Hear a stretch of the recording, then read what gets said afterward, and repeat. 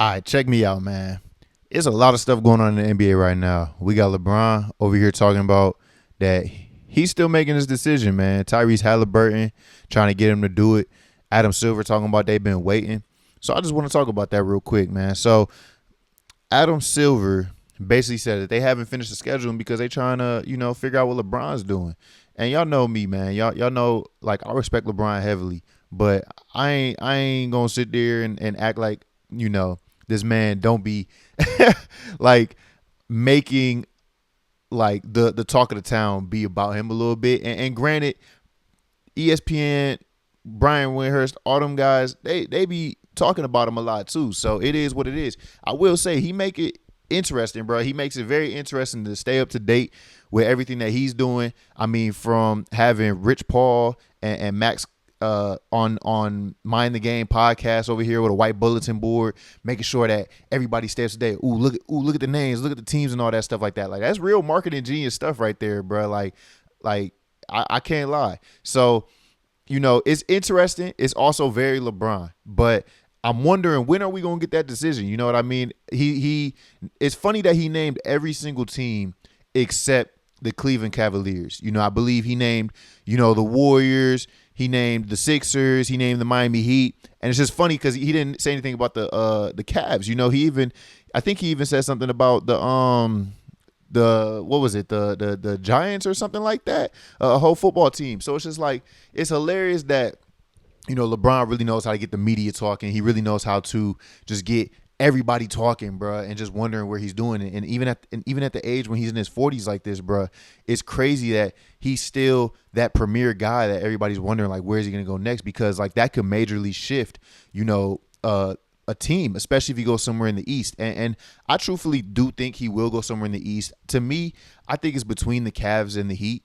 I just don't like I do think the Sixers could be an option. I know last video I said, like, I don't really like how there's, like, it might be too many mouths to feed because you got Tyrese Maxey, VJ Edgecombe, Jaylen Brown, LeBron James, and Joel Embiid. And to me, that's just a lot of mouths to feed. I would feel better about that team if one of them came off the bench. I'm probably looking at VJ Edgecombe, kind of like a Dylan Harper situation.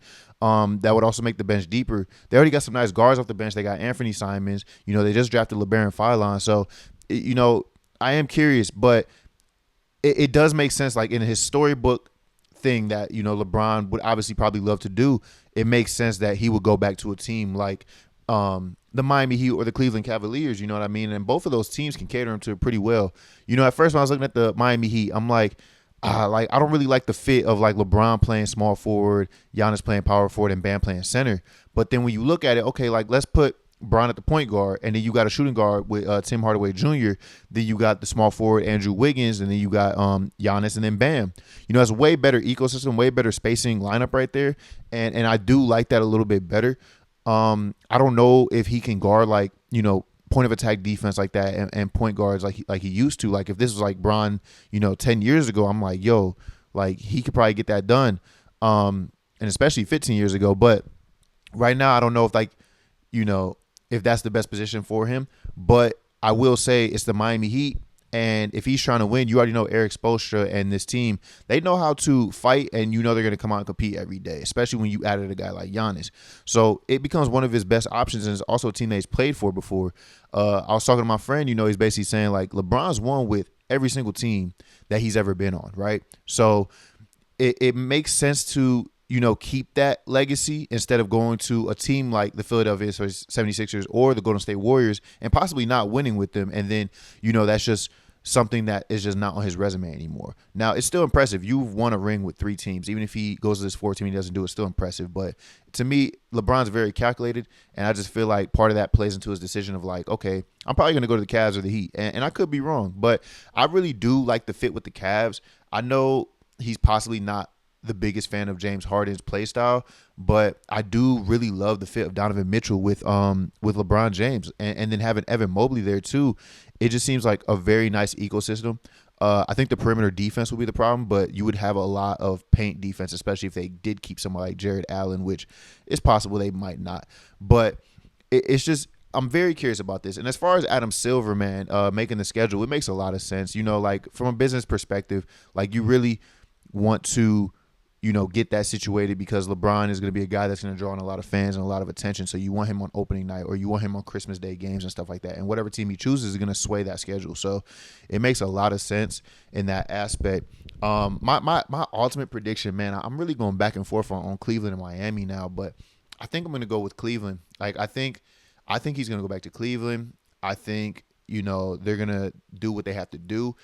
Miami makes a really compelling choice because, if you go to Miami, like they're almost like instantly probably, one of the favorites, especially with the Knicks, like losing a guy like Mitchell Robinson and stuff like that. And you just wonder, but the Cavs would also be favorites too. But, nobody really trusts James Harden like that in playoff basketball, unfortunately. But I guess we'll have to see, both really good choices. But speaking of Miami, bro, like we all know how Bam punched Tyler Hero. That it's so funny because like when it first come out, it's like, damn boy, you got knocked off out. You feel me? Like everybody over here tripping about it and stuff like that. And then Tyler Hero PR team, I'm gonna say it's his PR team, put out like, oh no, bro, just got touched on the chin. Like, all right, bro, sure, dog, sure. Like apparently there's video. We ain't seen the video. We need whoever leaked that Draymond video go out there and leak that shit too. You feel me? But I don't know, man. It's just crazy that that happened. Tyler Hero was online apparently talking shit about Bam and all that stuff, and Bam must have took offense to it. Clocked that boy on the chin. You feel me? I don't know. I mean, Tyler Hero been taking a lot of L's lately. Ever since Amen Thompson. I think it was Amen Thompson.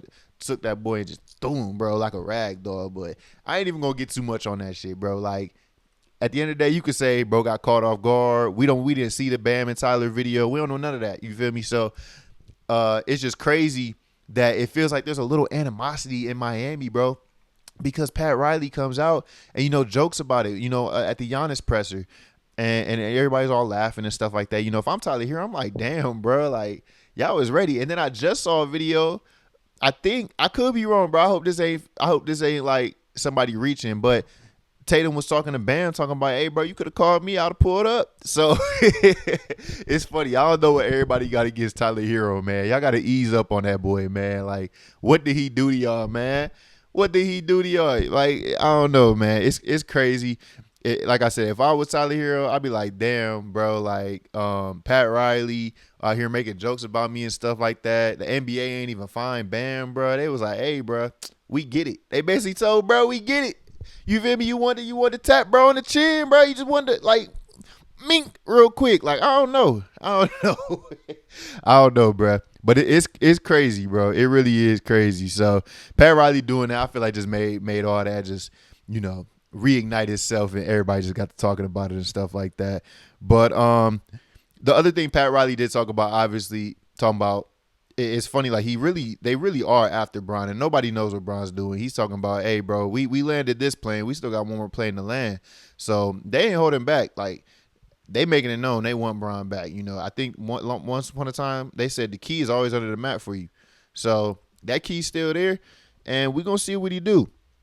But moving on to what I really, really want to talk about, bro, because there's been a lot of talk about Summer League. You feel me? Like the young guys stepping up, man. We seen Darren Peterson, do his thing for like a game or two.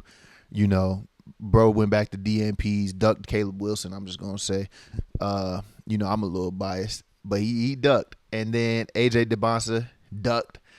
Cameron Boozer, respect. You played. You been playing too, and you been hooping.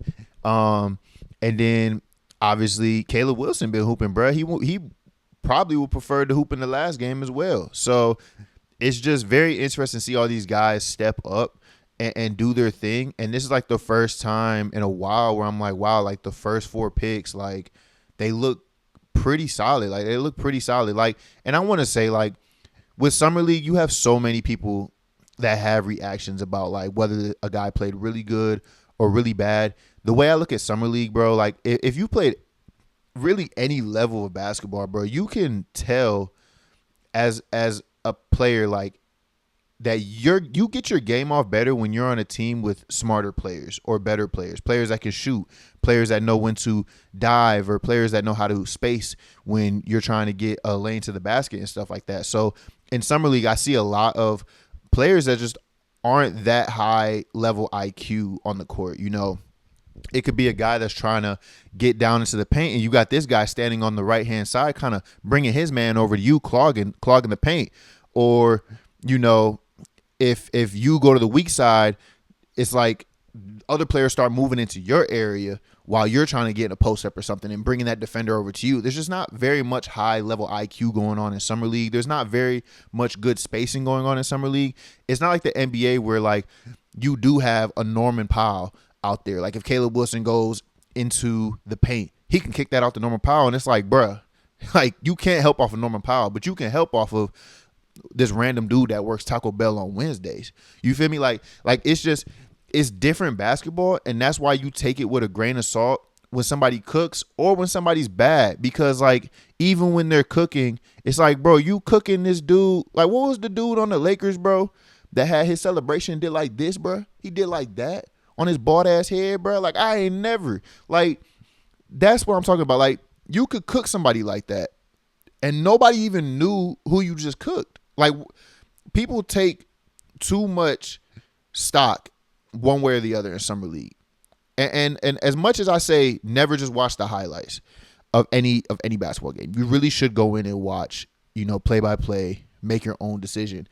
I will say the one time of the year that you possibly could get away with watching highlights is probably summer league, because like 90% of that game is ass. Like it's straight bullshit. Like I'm not gonna lie. Like it's just like what are we watching here? You feel me?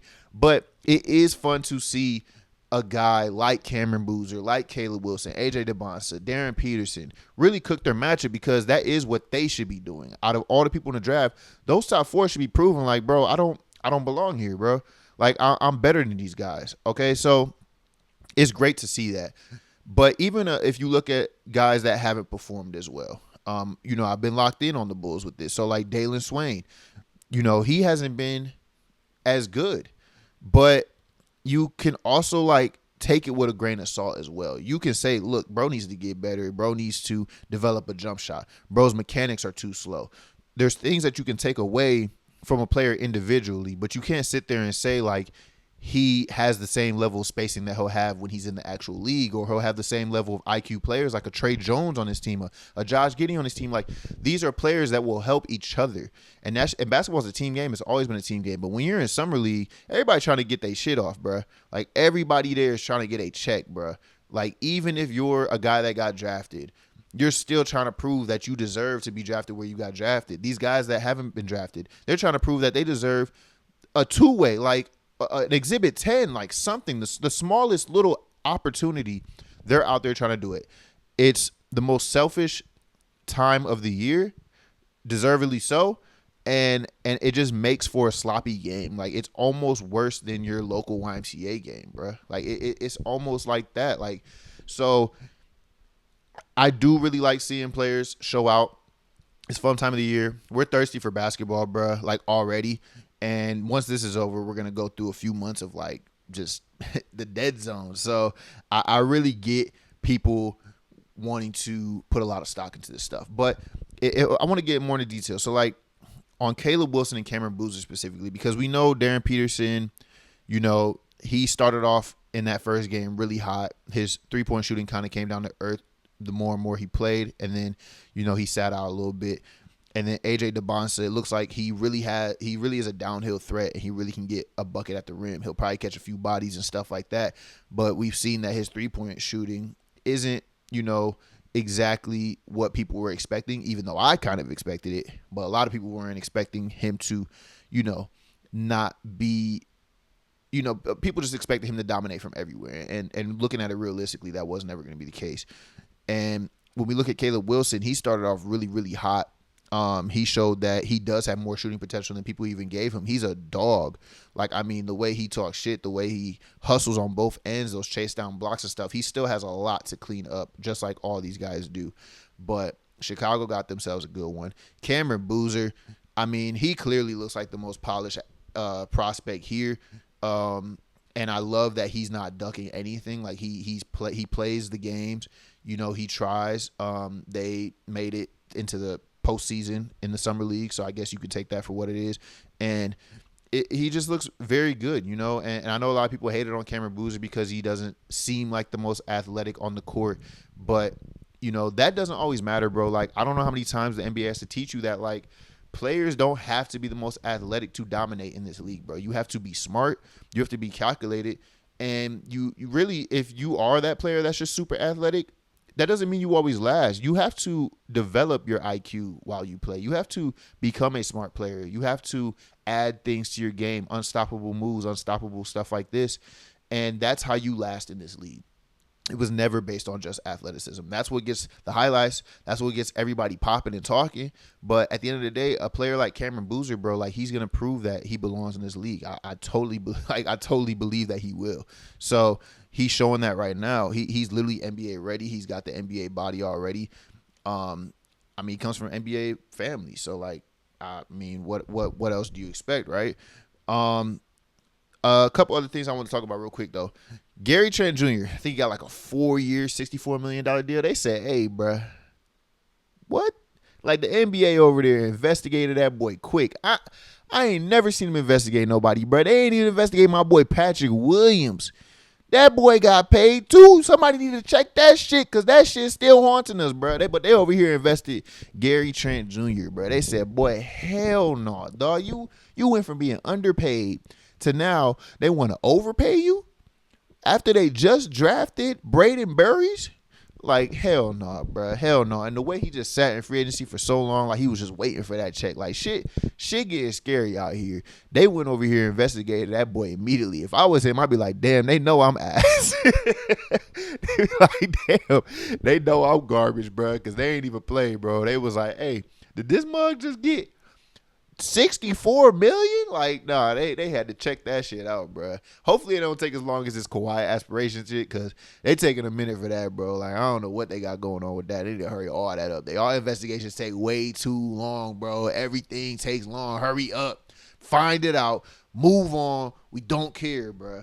But like, more on that, bro. Like, they really, it's Kawhi stuff, like, it's crazy, bro. Like, they really are putting that trade on hold until then. Like, what happens if they reverse this? Brandon Ingram gonna be like, bro, what the like, I ain't trying to come back here, bro. Y'all just traded me. Like, it's gonna be a weird situation, kind of similar to like that Dalton Connecting and Mark Williams thing. And it's just like, you know, I don't really know what the NBA is doing. They said it was only gonna take like 6 weeks or something like that, bro. It's been like way longer than that, bro. Like, y'all need to wrap this up, because like, honestly, I don't, like, me personally, I don't care, bro. Like, I don't even care. Like, just move on with it, bro. Like, like, move on with the trade, clear it up. If y'all ain't find nothing at this point, like, what are y'all doing? Like, y'all better be coming out with some crazy shit at this point if y'all taking this long. You know what I mean? So we got to see what they gonna do, but they got to clear that up because it's been way too long, bro. Like, I feel like I forget about it, and then every like 3 weeks, 4 weeks, it's like, oh yeah, they still investigating. Like, bro, come on, bro. Like, we don't care no more. We don't, bro. Like, if he was planting them trees, whatever. All right, move on, please. But yeah, bro. The last thing I'm gonna end it off with, there's been some winners and some losers of the offseason. First thing I'm gonna start off with, bro. The biggest losers to me this offseason has been the New Orleans Pelicans. Giving DeAndre Jordan that 2-year deal when they didn't have to because they were scared that another team would pluck him away, as if he's like, you know, I get vet leadership, and DeAndre Jordan is definitely that guy that can bring that. But is it really that important that that's basically the only move that you do? Why is every player on your team worth 3-4 first-round picks when y'all are one of the worst teams in the league? None of those players ever stay healthy for real. Like, I don't know what Joe Dumars is doing over there, but he's absolutely the worst, like, person running a team right now. Like, just absolutely. Like, it's straight up, like, the moves make no sense. You're not doing nothing. If you could even trade Trey Murphy for 2 first-round picks, like, keep in mind, bruh, the NBA has only made first-round picks harder to come by. You feel me? Like, it's harder to come by with the new lottery reform. Like, teams aren't going to want to give that up because now you have 1 through 16 who could get a top pick. So it's just like, I don't know why they think they can get 3 first-round picks. Like, I know they might have seemed dumb when they traded an unprotected pick to move up and get Derek Queen. But like, not every team is thinking like that, bro. Like, you're not gonna get 3 first-round picks, and if you do, I'm wrong. Whatever. But I don't think you're getting 3 first-round picks for Trey Murphy, and I've witnessed it from my own team. When you're a team that's losing, teams don't value your players as much, because if they were worth that much, then why aren't they winning more? You know, so I really don't understand what Joe Dumars is doing, but you know, hopefully they figure it out. But I feel terrible for New Orleans Pelicans fans, bro. As far as winners, man, there's a lot of winners. I can say that part of that is going to go into like where LeBron goes. Like if the Cavs get him, if the Heat get him, like, oh man, if the Heat get him, they low key are the winners, right? Like, I mean, how else do you slice it? I mean, it would be a nicely built team. You get Giannis and you add LeBron to that. Like, I mean, that's a pretty big deal. I could be biased. I could say, you know, a team like the Chicago Bulls or a team like the Memphis Grizzlies, both adding, you know, number 3, number 4 picks. I think that's really solid. I think I like how both teams have like a nucleus around these players to where they can play their game and do what they need to do. But it's hard to pick a winner right now, man. It really is.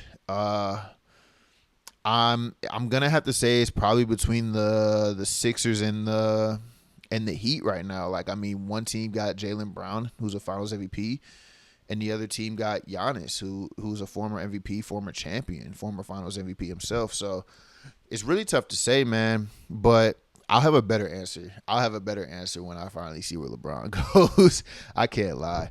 But all in all, man, like, LeBron really just has the whole NBA waiting.